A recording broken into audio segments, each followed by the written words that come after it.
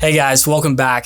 In our series on the nuances of structuring deals, we've gone over entity structures and scripting the flow of funds. Today, we'll continue to talk about other components of how you can receive payments for the company and what we call an earnout and other incentive-based pricing.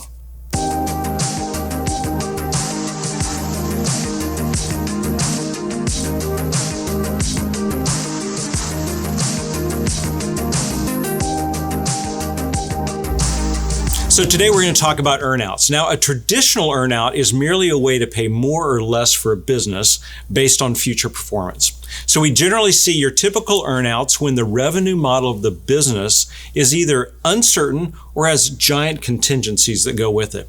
Such as one, if you have a very large customer, that if a customer leaves, it would just be brutal and detrimental to the business. Or it could be just as simple as a volatile sales graph that the earnout facilitates a larger payment to the seller when the business does well. Now, it's not all bad for the seller, because if the seller is so confident in the future, he or she could squeeze more out of the willing buyer's pockets. So we like to see earnouts based on top-line sales, right? This is easier to audit and not subject to what the buyer wants to spend money on, right? So basing it on EBITDA, it seems logical for the buyer because then he has the cash flow to pay for it. Yeah. But we're asking the seller to agree to a formula he or she has no control over, management fees or salaries or whatever. Which is very difficult. Exactly. An earnout could be as simple as a payment made as long as a key customer or certain key customers stay around or renew contracts, right? It could be a function of a key high-performing employee staying around.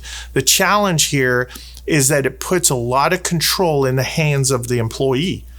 The better solution may be to set aside proceeds as deferred bonus payments depending on those employees staying in the company. Right. This protects the seller and helps the buyer keep his key people. That's right.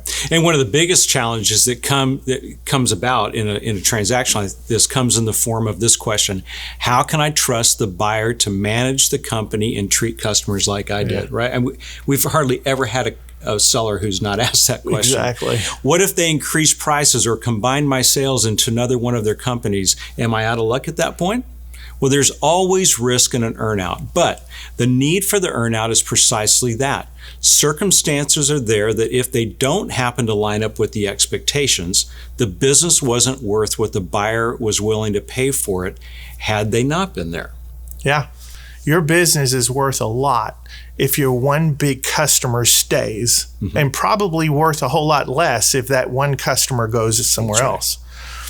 How do you get the higher value with an earnout, or be happy with a purchase price that mitigates the buyer's risk? Right. He's not going to pay as much, right?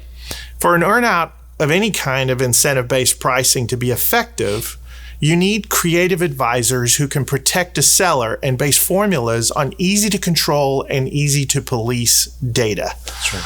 A seller can't guarantee everything, and neither can the buyer.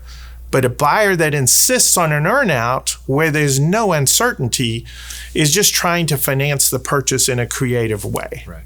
In that case, he or she's got to compensate the seller for this provision. Yeah. So here's the bottom line, everybody. There's no transaction that looks identical. There's no just a specific way, and it does take creative ways to solve these. And this is just one of many, many creative ways that we use, and those are earnouts. And we'd love to have the opportunity to come sit at our table and let us get creative with you and your transaction. Hey, thanks for joining Grant, Dave, and the rest of our team today. My name is Andrew, and I'm with the business development side of ICCG. If you have any questions or want to talk to somebody on our team, please visit our website, follow the directions there. I'll most likely be the one to respond, so look forward to hearing from you. Before you go, please subscribe to our YouTube channel, and we'll see you next time.